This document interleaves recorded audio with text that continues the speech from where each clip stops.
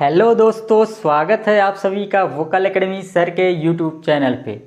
साथियों, हमने पिछली क्लास में प्रकाश पढ़ रहे थे हम लोग, और प्रकाश के बारे में हमने काफ़ी चर्चाएं कर ली थी। ठीक है, जैसे कि जो प्रकाश का मेन सोर्स है वो क्या है? सूर्य है।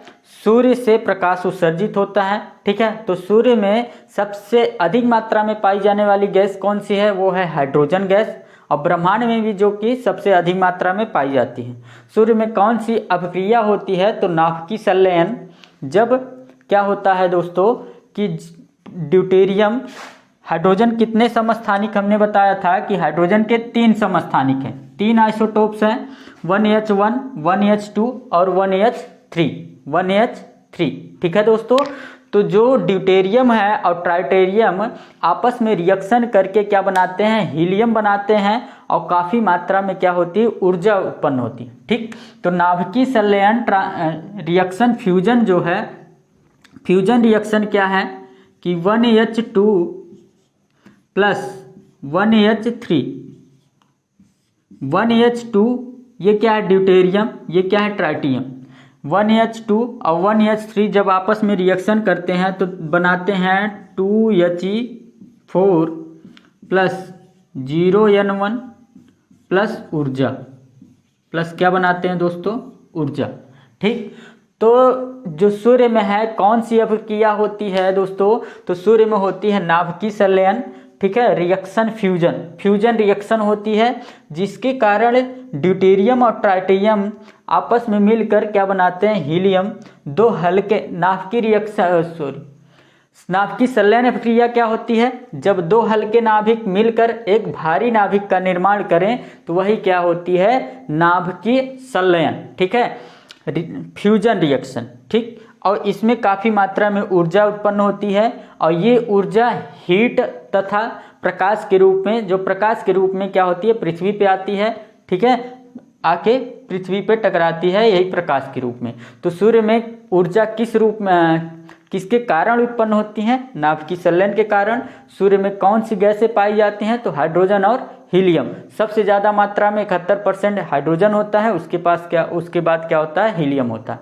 तो इतनी बातें हमने कर ली थी, और सारी बातें किए थे, जैसे क्या है कि ल्यूमिनस बॉडी क्या है, नॉन ल्यूमिनस बॉडी क्या है, ट्रांसलूसेंट बॉडी क्या है, ट्रांसपेरेंट बॉडी क्या है, और ओपैक बॉडी क्या है, इनके बारे में हमने बात किया था। और बात किया था क्या कि जिस माध्यम का अपवर्तनांक ज़्यादा होता है उसमें प्रकाश की मात्रा क्या, प्रकाश की चाल क्या होती है? कम होती है। तथा जिस माध्यम का अपवर्तनांक अधिक होता है, ठीक है, जिस माध्यम का अपवर्तनांक अधिक होता है उसमें प्रकाश की चाल कम होती है, तथा जिस माध्यम का अपवर्तनांक कम होता है उसमें प्रकाश की चाल दोस्तों अधिक होती है। ठीक है, तो इतनी बात कर ली थी। आज इसके आगे बात करेंगे। तो आज क्या है दोस्तों? आज का जो टॉपिक है, पहली बात तो जिन्होंने पिछली वीडियो नहीं देखा है वो जाके प्लेलिस्ट में पहली वीडियो देख लें, इसके बाद इसको देखें। ठीक है, अब आज का जो वीडियो है उसमें हम प्रकाश की प्रॉपर्टी पढ़ेंगे, और जो प्रकाश की प्रॉपर्टी में पहला जो प्रॉपर्टी है वो है प्रकाश का परावर्तन। ठीक है, क्या पढ़ेंगे? प्रकाश का परावर्तन। प्रकाश का परावर्तन, reflection of light, reflection of light, प्रकाश का परावर्तन। ठीक है, प्रकाश का परावर्तन क्या होता है दोस्तों? जब प्रकाश क्या होता है, किसी चिकनी सरफेस पे आके टकराता है और उससे रिफ्लेक्ट होके वह उसी मीडियम में वापस चला जाता है जिस मीडियम से वह आया हो। जैसे बात करें कि अगर यह क्या है, कोई स्मूथ सरफेस है, यह कोई स्मूथ सरफेस है, और ये क्या है? परपेंडिकुलर इसके क्या होता है? नॉर्मल, जिसको बोलते हैं अभिलंब। परपेंडिकुलर क्या होता है दोस्तों? नॉर्मल, जिसको बोलते हैं अभिलंब। अगर प्रकाश क्या है इस चिकनी सरफेस से टकराया, और ये क्या है? इंसिडेंट रे, इसको क्या बोलते हैं? Incident ray. ठीक, और ये क्या है? Reflected ray. ये क्या है? इंसिडेंट रे IR, ये क्या है? Reflected ray RR। ठीक है, तो ये आपतित किरण, ठीक है, किस पे, चिकनी सरफेस पे टकराने के पश्चात ये क्या हो गई, ये परावर्तित हो गई उसी माध्यम में जिस माध्यम से यह आई है, ठीक है। तो ये आपतित किरण क्या हुई, चिकनी सरफेस से टकराने के पश्चात उसी मीडियम में वापस लौट गई जिस माध्यम से यह आई है। और ये क्या है दोस्तों, नॉर्मल जिसको अभिलंब बोलते हैं। नॉर्मल तथा इंसिडेंट रे के बीच का एंगल क्या होता है, इंसिडेंट एंगल। नॉर्मल और इंसिडेंट रे के बीच का एंगल क्या होता है, इंसिडेंट एंगल। नॉर्मल तथा रिफ्लेक्टेड रे के बीच का एंगल क्या होता है, रिफ्लेक्टेड एंगल, ठीक है, रिफ्लेक्टेड एंगल, ठीक। तो ये क्या है, जब प्रकाश किसी चिकनी सरफेस से टकराता है और उसी मीडियम में वापस लौट जाता है तो यही घटना क्या कहलाती है, प्रकाश का परावर्तन। यही घटना क्या कहलाती है दोस्तों, प्रकाश का परावर्तन। अब देखिए ये क्या है, एंगल आई क्या है, एंगल आई क्या है, आपतन कोण, आपतन कोण, ठीक। एंगल आर क्या है, परावर्तन कोण, परावर्तन कोण,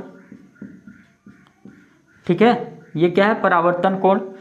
आपतन कोण को बोलते हैं इंसिडेंट एंगल और परावर्तन कोण को बोलते हैं रिफ्लेक्टेड एंगल, ठीक। तो ये तो हो गई इसकी डिफिनीशन। और इसमें दो रूल, प्रकाश के परावर्तन में दो नियम हैं, प्रकाश के परावर्तन के दो नियम हैं। और वो कौन कौन से नियम हैं, तो प्रकाश के परावर्तन का जो पहला नियम है वो क्या है, आपतित किरण, परावर्तित किरण और आपतन बिंदु पे अभिलंब जो होता है, तीनों एक ही तल में होते हैं। ये क्या है, इंसिडेंट रे, रिफ्लेक्टेड रे और नॉर्मल, तीनों क्या होते हैं, एक ही प्लेन में होते हैं। ये क्या है, प्रकाश का परावर्तन का पहला नियम, ठीक। तो प्रकाश के परावर्तन का पहला नियम क्या है दोस्तों, कि आपतित किरण, आपतित किरण, आपतित किरण को क्या बोलते हैं, इंसिडेंट रे। आपतित किरण, परावर्तित किरण, परावर्तित किरण और आपतन बिंदु पे अभिलंब, आपतन बिंदु पर अभिलंब, तीनों एक ही तल में होते हैं, तीनों एक ही तल में होते हैं, ठीक है। तो आपतित किरण, परावर्तित किरण और नॉर्मल सभी क्या होते हैं, एक ही तल में होते हैं, एक ही प्लेन में होते हैं। अब दूसरा इसका जो रूल है, दूसरा नियम क्या है, कि आपतन कोण का मान angle i is equal to क्या होगा, एंगल आर। आपतन कोण का मान क्या होता है दोस्तों, परावर्तन कोण के मान के बराबर होता है। आपतन कोण का मान परावर्तन कोण के बराबर होता है। ये दूसरा नियम है क्या, किसका, प्रकाश के परावर्तन का दूसरा नियम, ठीक। और देखिए इसका जो उदाहरण है कि परावर्तन के सिद्धांत पे, रिफ्लेक्शन के सिद्धांत पे कौन कौन कार्य करता है, ठीक है। तो जो प्लेन मिरर है हमारा, प्लेन मिरर में इमेज कैसे बनती है, वो परावर्तन के सिद्धांत पे बनता है। प्लेन मिरर हो चाहे स्फेरिकल मिरर, स्फेरिकल मिरर में दोनों कॉनकेव और कॉन्वेक्स मिरर, ठीक है। तो इसका जो उदाहरण है, परावर्तन के सिद्धांत पे क्या काम करता है, प्लेन मिरर, प्लेन मिरर, ठीक है। प्लेन मिरर को बोलते हैं समतल दर्पण, समतल दर्पण, ठीक है दोस्तों। प्लेन मिरर क्या बोलते हैं, समतल दर्पण। दूसरा हम इसमें पढ़ेंगे क्या, परावर्तन के सिद्धांत पे दूसरा काम क्या है, spherical mirror, spherical mirror. Spherical mirror को बोलते हैं गोलीय दर्पण, गोलीय दर्पण, ठीक है। अब स्फेरिकल मिरर दो टाइप का होता है, एक कॉनकेव, कॉनकेव और दूसरा होगा कॉन्वेक्स। दूसरा क्या होगा दोस्तों, कॉन्वेक्स। अब कॉनकेव को क्या बोलते हैं, अवतल दर्पण, अवतल, और इसको बोलते हैं उत्तल। इसको क्या बोलते हैं? उत्तल दर्पण। ठीक है। स्फेरिकल मिरर दो टाइप का होता है, कॉनकेव मिरर और कॉन्वेक्स मिरर, अवतल दर्पण और उत्तल दर्पण। ठीक है। तो यहाँ पे क्या है कि परावर्तन के सिद्धांत पे इनमें जो इमेज बनता है, चाहे प्लेन मिरर हो, चाहे कॉनकेव मिरर हो, चाहे कॉन्वेक्स मिरर हो, इनमें जो इमेज बनता है, कैसे प्रतिबिंब बनता है, वो परावर्तन के सिद्धांत पे ही ये सभी काम करते हैं। और इसके बाद एक इम्पॉर्टेंट क्वेश्चन इससे ये आता है कि जो पेरिस्कोप है,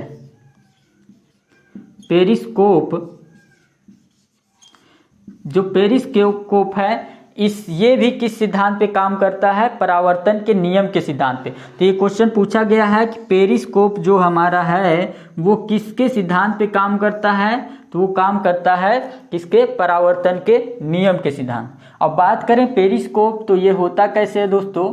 ये इस तरह एक क्या होती है? ट्यूब होती है। इस तरह की एक ट्यूब होती है खोखली। इसमें क्या होता है? एक मिरर, प्लेन मिरर एक ऐसे लगाया जाता है और एक प्लेन मिरर ऐसे लगाया। ठीक है। एक प्लेन मिरर यहाँ पे लगाया है और एक प्लेन मिरर यहाँ पे लगा है। अगर मान लेते हैं यहाँ पे बीच में क्या है? दीवार है। यहाँ पे क्या है? बीच में दीवार है। हमको यहाँ से इस पार देखना है, दीवार के इस पार देखना है, तो इस पेरिस्कोप का यूज करेंगे। हम यहाँ से देखेंगे, यहाँ से किरण क्या परावर्तित होकर इससे टकराएगी, फिर परावर्तित होकर इससे टकराए। ठीक है। तो पनडुब्बी में भी इसका यूज होता है पेरिस्कोप का, और दीवार के आर पार भी इसके द्वारा देख सकते हैं। ठीक है। तो ये है पेरिस्कोप। तो पेरिस्कोप किस सिद्धांत पे काम करता है? तो बोलेंगे किस पे? परावर्तन के सिद्धांत पे।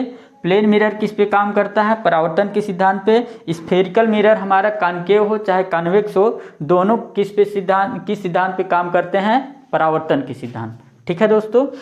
चलिए अब तो परावर्तन का नियम, प्रकाश का परावर्तन क्या है? जब प्रकाश किसी स्मूथ सरफेस से टकराता है तो वह उसी मीडियम में वापस लौट जाता है जिस मीडियम से वह आया हो, जिस मीडियम से वह आया हो। ठीक है। अब इसके बाद हम इसके प्लेन मिरर के बारे में इसमें डिटेल बात करेंगे, क्योंकि यह किस पे आधारित है? प्रकाश के परावर्तन के। ठीक है। तो प्रकाश के परावर्तन पे आधारित है कौन? Plane mirror. तो प्लेन मिरर के बारे में हम डिटेल बात करेंगे।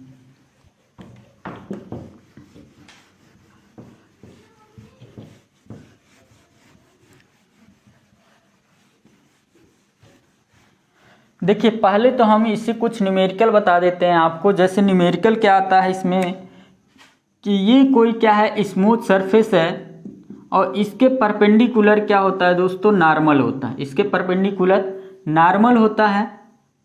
कोई इंसिडेंट रे है, यहाँ पे क्या होता है? इसको बोलते हैं आपतन बिंदु। इस पॉइंट को बोलते हैं आपतन बिंदु। ठीक है। इस पॉइंट को आपतन बिंदु। ये क्या है? इंसिडेंट रे है। ये क्या है? रिफ्लेक्टेड रे है। आपतित किरण, परावर्तित किरण, और ये क्या है? आपतन कोण, जिसको इंसिडेंट एंगल बोलते हैं। परावर्तन कोण क्या बोलते हैं? रिफ्लेक्टेड एंगल बोलते हैं। अब देखिए अगर ये मिरर ना होता तो ये जो इंसिडेंट एंगल है, इंसिडेंट रे है, ये इस तरह आती।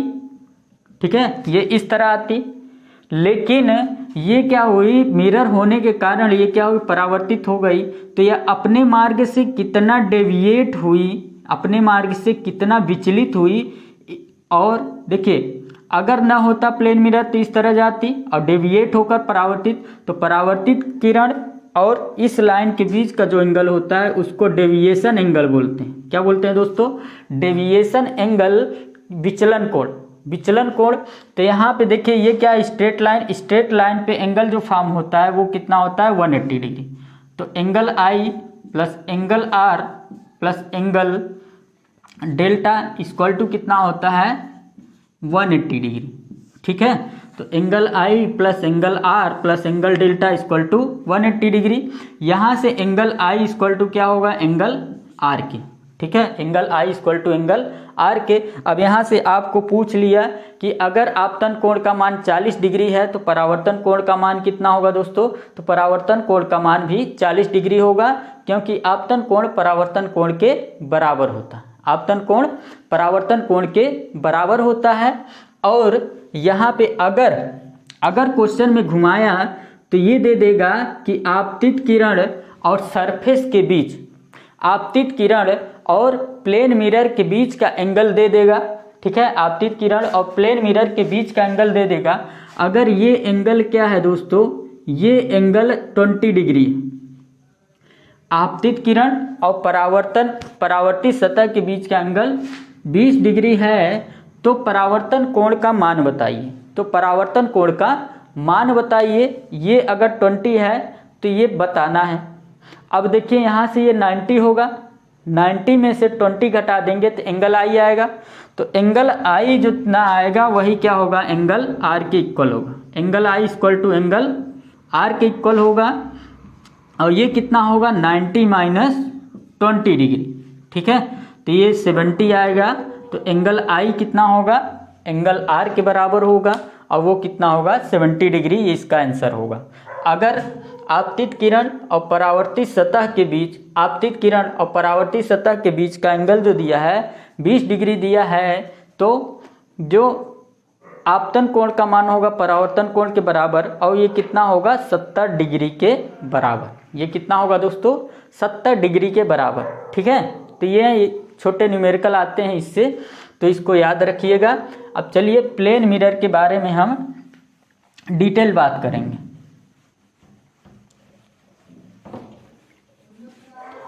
देखिए प्लेन मिरर से क्या क्या क्वेश्चन बनते हैं। ठीक है, अगर मान लेते हैं हम कि ये क्या है, प्लेन मिरर है कोई, यहाँ पे क्या है, कोई चंगू बैठा है, यहाँ पे कोई चंगू बैठा है जिसकी लंबाई कितनी है दोस्तों, जिसकी लंबाई क्या है, इसकी लंबाई कितनी है, L है। इसकी लंबाई कितनी है दोस्तों, L है। और यह मिरर से x डिस्टेंस पे है। यह मिरर से क्या है दोस्तों, x डिस्टेंस पे है। चंगू की लंबाई क्या है, L है, और ये किससे, मिरर से x डिस्टेंस पे खड़ा हुआ है। ठीक है, मिरर से कितने डिस्टेंस पे, x डिस्टेंस पे खड़ा हुआ है। तो इसका जो, अगर ये इमेज में देख रहा है प्लेन मिरर में, ये क्या है m1, ये क्या है m2।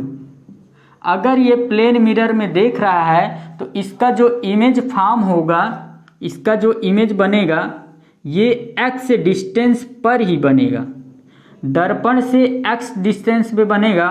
और इसकी जो लंबाई होगी वो कितनी होगी, L ही होगी। इस चंगू की लंबाई कितनी होगी दोस्तों, L ही। इसके इमेज की लंबाई कितनी होगी, L होगी। ठीक है, तो ये लंबाई कितनी होगी, L।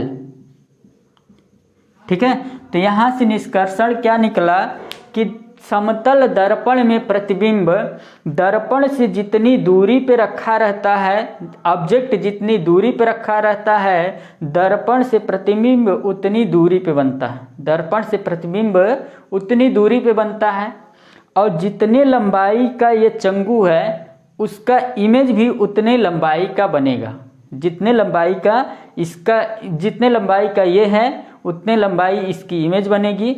और दर्पण से जितनी दूरी पे है, दर्पण के पीछे उतनी दूरी पे बनेगा।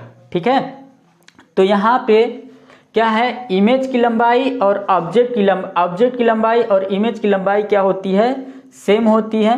तो दर्पण प्रतिबिंब में पहला बात तो यही याद रखना है कि क्या है कि दर्पण से जितनी दूरी पे वस्तु रखी जाती है, दर्पण से उतनी दूरी पे इसका इमेज बनता है। दूसरी बात कि वस्तु की जितनी लंबाई होती है उतने इसकी इमेज बनता है, उतनी लंबाई की इसकी इमेज बनती है। ठीक है, और तीसरी बात क्या याद रखना है, तीसरी बात याद ये रखना है कि क्या है दोस्तों, कि इसका जो समतल दर्पण है इसकी वक्रता त्रिज्या,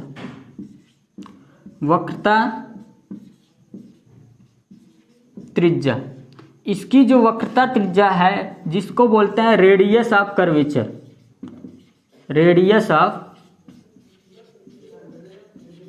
कर्वेचर, तो समतल दर्पण की वक्रता त्रिज्या रेडियस ऑफ कर्वेचर कितनी होती है, इसकी रेडियस ऑफ कर्वेचर होती है इन्फिनाइट, क्या होती है, अनंत होती है। ठीक है, ये याद रखना है।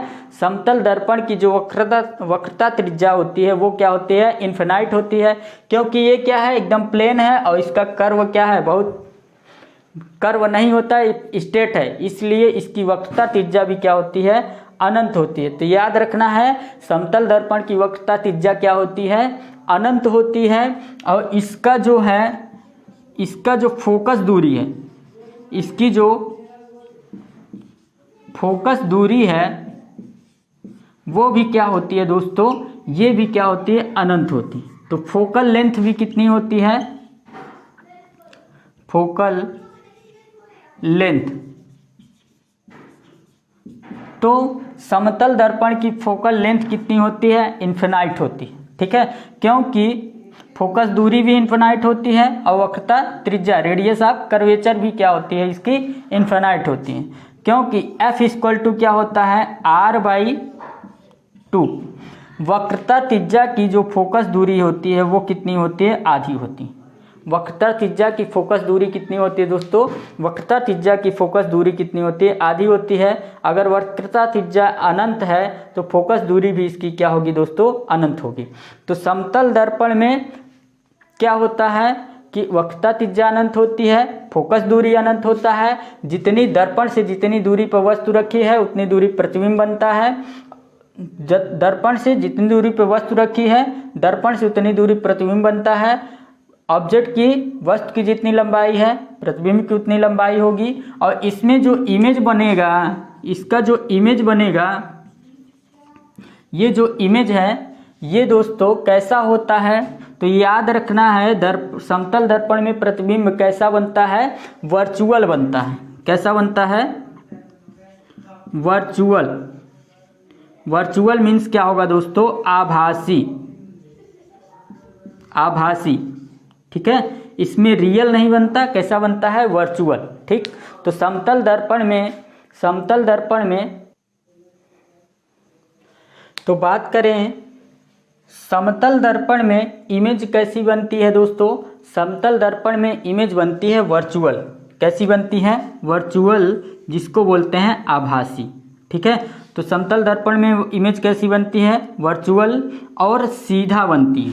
कैसी बनती है, सीधा, वर्चुअल और सीधा। ठीक, लेकिन पार्श्व उल्टा बनता है। पार्श्व उल्टा का मतलब क्या है दोस्तों, पार्श्व उल्टा, पार्श्व उल्टा का मतलब क्या है कि लेफ्ट का राइट बनता है और राइट का लेफ्ट बनता है, लेकिन इमेज जो होती है पैर नीचे ही रहेगा, सर ऊपर ही रहेगा। मीन्स यहाँ पे सीधा तो बनेगा लेकिन पार्श्व उल्टा बनता है। और इसमें जो इमेज बनेगी वो कैसी होगी, आभासी। तो समतल दर्पण में इमेज कैसी बनती है, आभासी बनती है, सीधा बनता है, पार्श्व उल्टा बनता है। ठीक, इसकी वक्रता त्रिज्या अनंत, फोकस दूरी भी क्या होगी, अनंत होगी। ठीक है दोस्तों, और क्या इससे याद रखना है कि देखिए, और इससे क्या याद रखना है कि समतल दर्पण से और क्वेश्चन बनते हैं। देखिए क्या बनते हैं,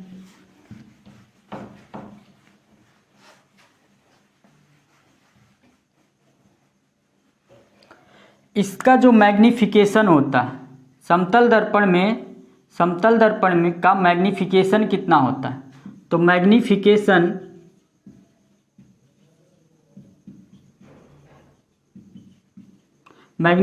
क्या होता है, इमेज की लंबाई, लेंथ ऑफ इमेज,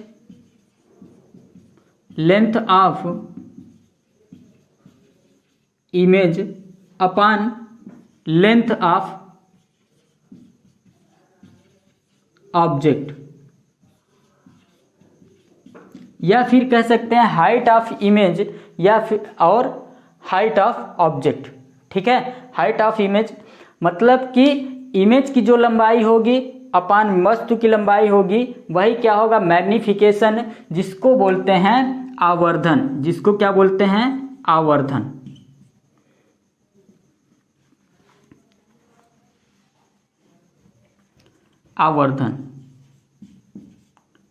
ठीक है दोस्तों, जिसको बोलते हैं आवर्धन। अब देखिए यहाँ पे जो है इमेज की लंबाई अगर यक्स बन रही है तो इसका ऑब्जेक्ट की लंबाई भी क्या होगी, यक्स। ठीक है, तो इसमें क्योंकि समतल दर्पण में वस्तु की लंबाई और इमेज की लंबाई क्या होती है, सेम होती है, इसलिए इसका जो मैग्निफिकेशन आता है +1। प्लस कितना आता है दोस्तों, +1 आता है, ये याद रखना है। ठीक है, इसका जो मैग्निफिकेशन होता है कितना होता है, +1। देखिए जिसमें भी इमेज वर्चुअल बनेगी, जिस दर्पण में इमेज वर्चुअल बनेगी उसका मैग्निफिकेशन हमेशा पॉजिटिव होगा, उसका मैग्निफिकेशन हमेशा पॉजिटिव होगा। तो इसमें क्वेश्चन कैसे पूछता है कि एक समतल दर्पण है उसका मैग्निफिकेशन कितना होगा, +1, -1, 1 से कम, ठीक है, 1 से कम निगेटिव, 1 से कम पॉजिटिव, 1 से ज़्यादा पॉजिटिव, 1 से ज़्यादा निगेटिव, इस तरह के ऑप्शन देंगे। तो हमको उसमें क्या टिक लगाना है, +1 होती है किसका, समतल दर्पण का जो मैग्निफिकेशन आवर्धन होता है कितना होता है, +1। क्योंकि यहाँ पे जो इमेज की लंबाई बनी वो सीधा बनी तो पॉजिटिव लेंगे, और लेंथ ऑफ ऑब्जेक्ट क्या है, एक्स है, दोनों सेम है, तो यहाँ पे जो आएगा इसका मैग्निफिकेशन +1 आएगा। ठीक है, इसका मैग्निफिकेशन क्या आता है दोस्तों, +1 आता है। ठीक, और देखिए इससे क्या याद रखना है कि यदि कोई व्यक्ति समतल दर्पण की ओर, यदि कोई व्यक्ति है समतल दर्पण की ओर v वेग से जा रहा है, यदि कोई व्यक्ति है समतल दर्पण की ओर v वेग से जा रहा है तो इसका जो प्रतिबिंब होगा वो भी v वेग से इसकी ओर आएगा, दर्पण की ओर v वेग से आएगा।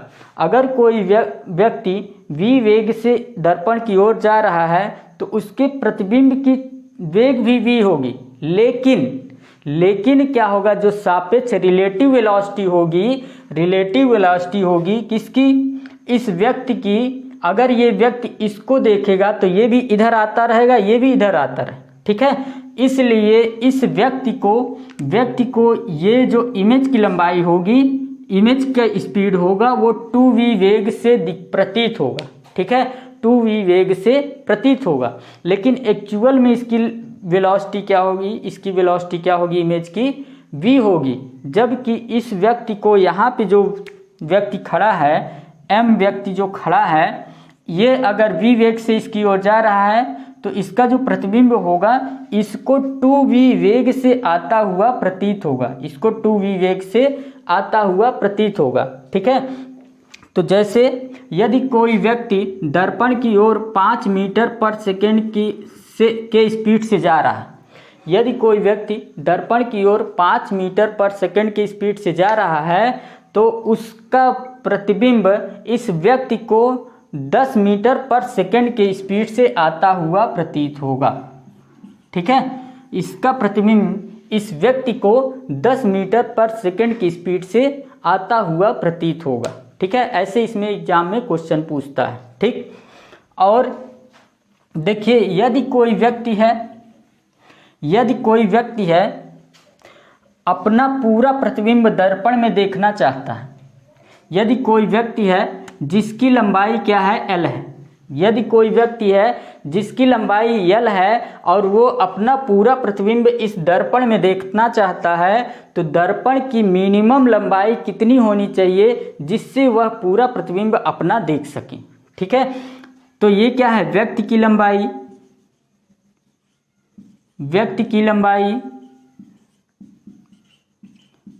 लंबाई L है। तो पूरा प्रतिबिंब देखने के लिए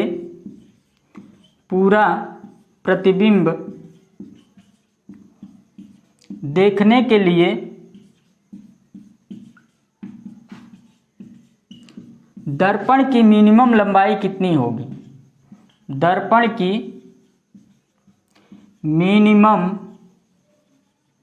लेंथ कितनी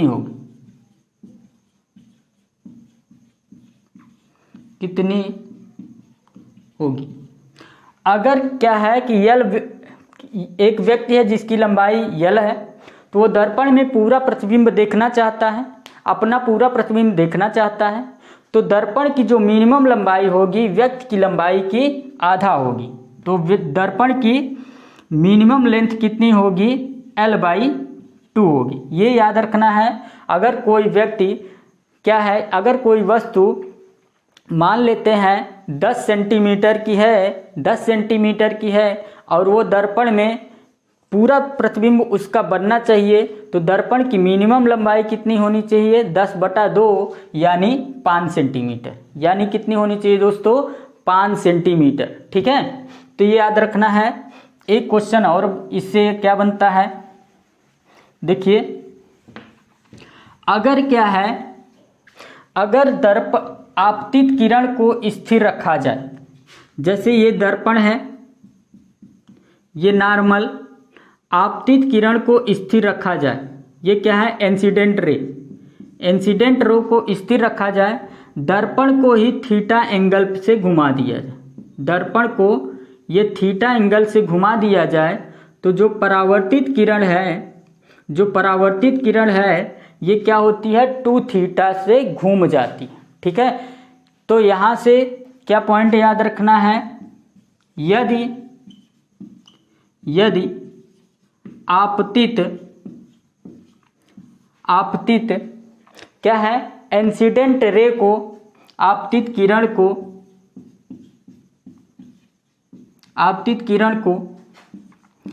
स्थिर रखा जाए और दर्पण को थीटा डिग्री घुमा दिया जाए, तो परावर्तित किरण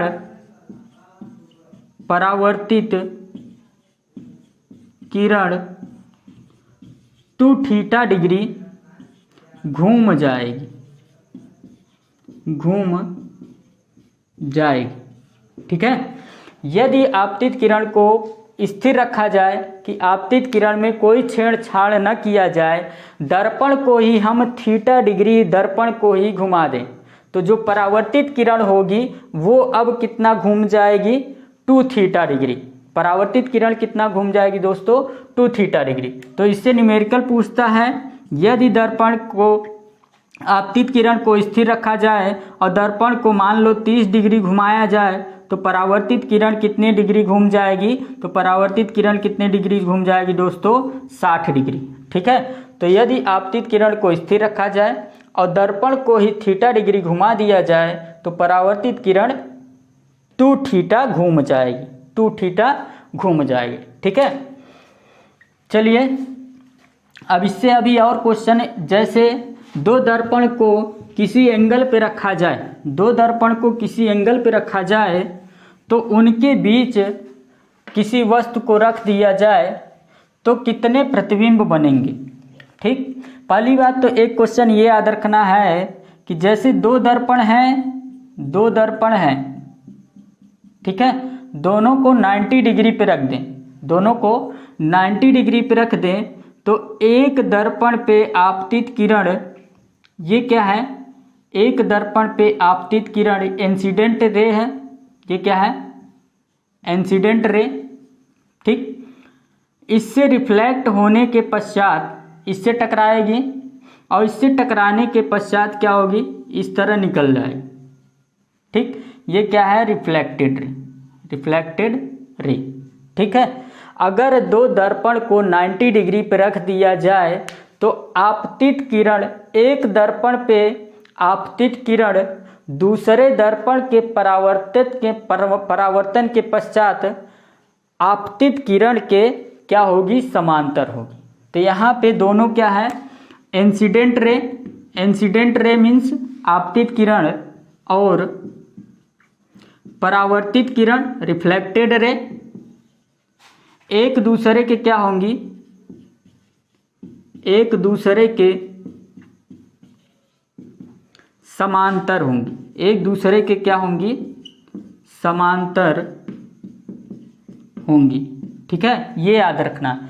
अगर दो दर्पण 90 डिग्री पे हैं, तो एक दर्पण पे आ रही है किरण, दूसरे से रिफ्लेक्ट होने के पश्चात पहले इंसिडेंट रे के ये क्या होगी रिफ्लेक्टेड रे, दोनों समांतर होंगे। ठीक है, दूसरा ये याद रखना है, अगर दो दर्पण इस थीटा डिग्री पे रखे हुए हैं, थीटा डिग्री पे रखे हैं और एक दर्पण के समांतर, एक दर्पण के समांतर, इस दर्पण के समांतर ये क्या है इंसिडेंट रे है, एक दर्पण के समांतर ये इंसिडेंट रे आई, इससे रिफ्लेक्ट होने के पश्चात इस पहले दर्पण को टकराएगी जिस दर्पण के समांतर आई है, और इससे परावर्तित होने के पश्चात ये दूसरे दर्पण के समांतर होकर निकल जाएगी, दूसरे दर्पण के समांतर होकर निकल जाएगी।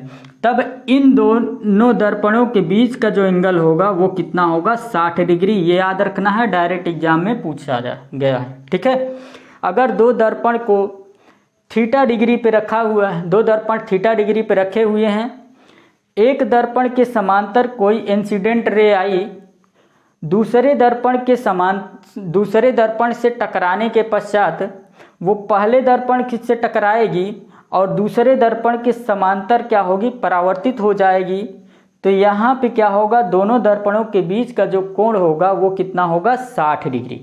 कितना होगा दोस्तों 60 डिग्री, ये याद रखना है ये दोनों पॉइंट। ठीक है, तो यहाँ पे इंसिडेंट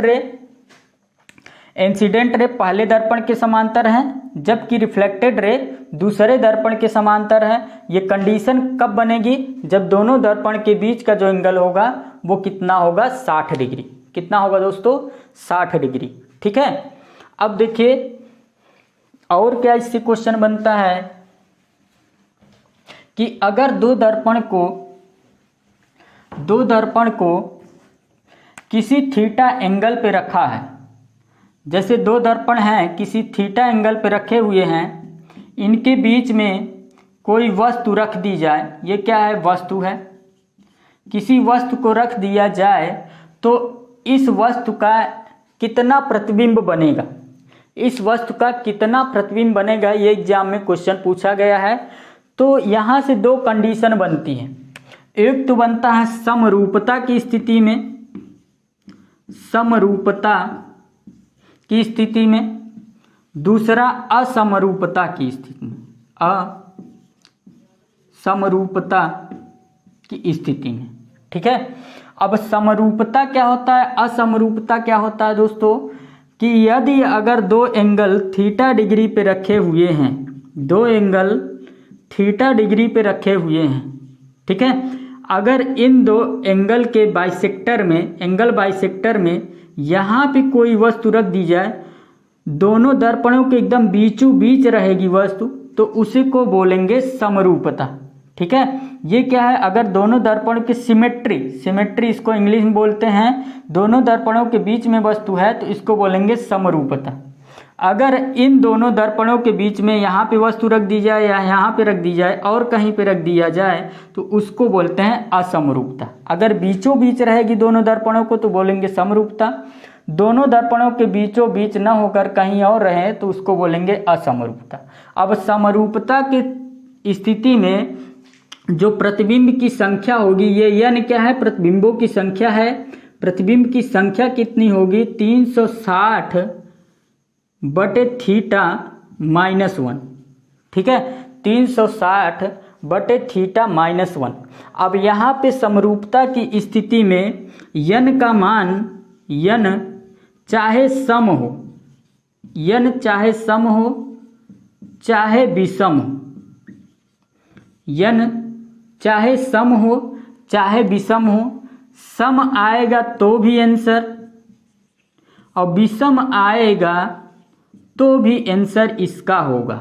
ठीक है, जैसे अगर बात करें दो दर्पण के बीच का कोण 90 डिग्री है, जो थीटा है वो कितना है 90 डिग्री।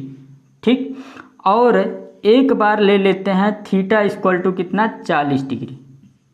ठीक है, थीटा इक्वल टू 40 डिग्री। देखिए, तो अगर दो दर्पण के बीच 90 डिग्री का एंगल है तो यहाँ n का मान कितना आएगा 360 बटे 90 -1, 9 चौक 36, 4 में से 1 घटाएंगे कितना आएगा 3 आएगा। तो पहले का जो आंसर होगा इसका आंसर कितना आएगा दोस्तों 3। ठीक है, ये क्या है विषम है तो विषम आएगा तब भी आंसर ये होगा, यही होगा। और दूसरे का जो आंसर होगा दोस्तों, दूसरे का जो आंसर होगा वो क्या होगा, थीटा कितना है 40 डिग्री, तो 360/40 -1, तो 4 9 के 36, 9 में से तो ये 8 आया, तो दूसरे का आंसर क्या होगा, दूसरे का आंसर क्या होगा दोस्तों, 8 होगा। समरूपता की स्थिति में चाहे सम आए तब भी आंसर, विषम आए तब भी आंसर, लेकिन फार्मूला क्या लगाना है, 360/θ -1, ठीक है। दो दर्पण को अगर थीटा डिग्री पे रखा है तो उनके बीच बने प्रतिबिंबों की संख्या जो होती है 360/θ -1 होती है, ठीक है। और असमरूपता की स्थिति में, असमरूपता की स्थिति में यहाँ पे केवल और केवल जो प्रतिबिंबों की संख्या होगी, प्रतिबिंबों की संख्या होगी, प्रतिबिंबों की संख्या, केवल प्रतिबिंबों की संख्या जो होगी केवल और केवल क्या होगी, विषम होगी, ठीक है। सम आएगा तो उसमें एक माइनस कर देंगे, सम आएगा तो उसमें एक माइनस कर देंगे। जैसे बात करें n = 360/θ है, इसकी वैल्यू अगर सम आई, इसकी वैल्यू सम आई तो इसमें क्या करेंगे, एक माइनस करेंगे, ठीक है। इसकी अगर विषम आई, अगर ये क्या आया, विषम आया, तो यही क्या होगा इसका आंसर, यही क्या होगा इसका आंसर, ठीक है। जैसे हम यहीं पे बात करें कि अगर इसके बीच क्या है, 20 डिग्री का एंगल है, दो दर्पण के बीच 20 डिग्री का एंगल है, तो 20 में इसको कितना आएगा, 18 आएगा, ठीक है। 18 आएगा, डिवाइड करेंगे 18, और ये क्या है, सम है, तो असमरूपता की स्थिति में है तो ये सम नहीं आएगा। यहाँ पे मेंशन किया रहेगा कि दर्पण वस्तु कहाँ पे रख दी जा रही है, वस्तु समरूप बीचों बीच, दोनों दर्पणों के बीचों बीच रखी जा रही है कि या बीचों बीच न होकर कहीं और रखी जा रही, ठीक। बीचों बीच रखेगी जाएगी तो यहाँ पे यही फार्मूला लगाएंगे 360/θ -1, सम आएगा तो भी आंसर, विषम आएगा तब भी आंसर, ठीक है। अगर असमरूपता की दोनों दर्पणों के बीच न रखकर कहीं और रखी जा रही है तो हमेशा आंसर किस में लिखेंगे, विषम संख्या में। अगर थीटा यहाँ पे कितना है, 20 डिग्री है, तो इसको काटेंगे तो 18 आएगा। अब 18 क्या है दोस्तों, सम है, असमरूपता की स्थिति में सम आंसर नहीं आएगा, तो 18 में से क्या करेंगे, एक माइनस करेंगे, और माइनस करेंगे तो प्रतिबिंबों की संख्या कितनी हो जाएगी, 17, ठीक। तो ये होना चाहिए विषम, ठीक।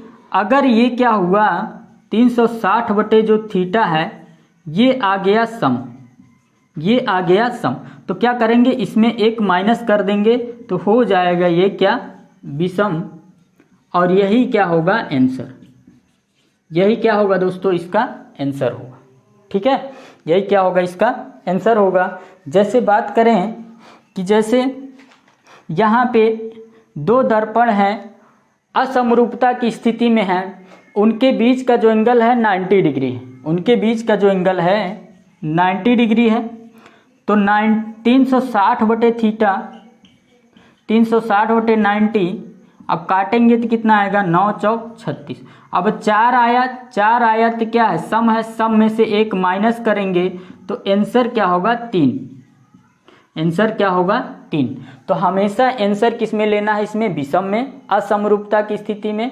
वहाँ समरूपता है या असमरूपता ये क्या होगा, वहाँ पे एग्जाम में मेंशन किया रहेगा, ठीक है। तो ये फार्मूले हैं, याद रखना, ठीक। अगर आंसर पूर्णांक ना आकर डेसिमल में आए, डेसिमल में आए तो उसके अगले वाला क्या होगा, आंसर होगा, उसके अगले वाला दोस्तों आंसर होगा, ठीक है। तो समतल दर्पण से इतने सारे क्वेश्चन बनते हैं। क्या क्या आपने बताया कि समतल दर्पण में जो प्रतिबिंब बनता है आभासी बनता है, सीधा बनता है, लेकिन पार्श्व उल्टा बनता है, ठीक है। और दर्पण से उतनी दूरी पे बनता है जितनी दूरी पे दर्पण से वस्तु रखी गई है। दर्पण की लंबाई जितनी होती है उतना इमेज की लंबाई उतनी इमेज की लंबाई होती है, ठीक है। और जो दर्पण है उसका जो वक्रता त्रिज्या होती है, समतल दर्पण है उसकी वक्रता त्रिज्या क्या होती है, अनंत होती है। और समतल दर्पण की जो फोकस दूरी है वो भी क्या होती है, अनंत होती है। इसका मैग्निफिकेशन +1 होता है, ठीक है। और दो दर्पणों, अगर कोई व्यक्ति दर्पण की ओर v वेग से जा रहा है तो उसको उसका प्रतिबिंब 2v वेग से आता हुआ प्रतीत होगा। अगर आपतित किरण को न परिवर्तित किया जाए, केवल समतल दर्पण को ही थीटा डिग्री पे घुमा दिया जाए तो परावर्तित किरण 2 थीटा डिग्री घूम जाएगी, ठीक है, 2 थीटा डिग्री घूम जाएगी। और ये समरूपता की स्थिति में इमेज प्रतिबिंबों की संख्या, असमरूपता की स्थिति में प्रतिबिंबों की संख्या, ठीक है दोस्तों। तो आज के लिए बस इतना ही, ठीक है। अगले वीडियो में इससे नेक्स्ट रिफ्रैक्शन है, ठीक, अपवर्तन है, उसके बारे में बात करेंगे। और गोली दर्पण को चैप्टर के लास्ट में ले जाएंगे। पहले जितनी प्रॉपर्टियां हैं उसको पढ़ाएंगे अगले वीडियो में, ठीक है। तो अगर वीडियो अच्छी लगी हो तो लाइक, शेयर और सब्सक्राइब करना ना भूलें। धन्यवाद।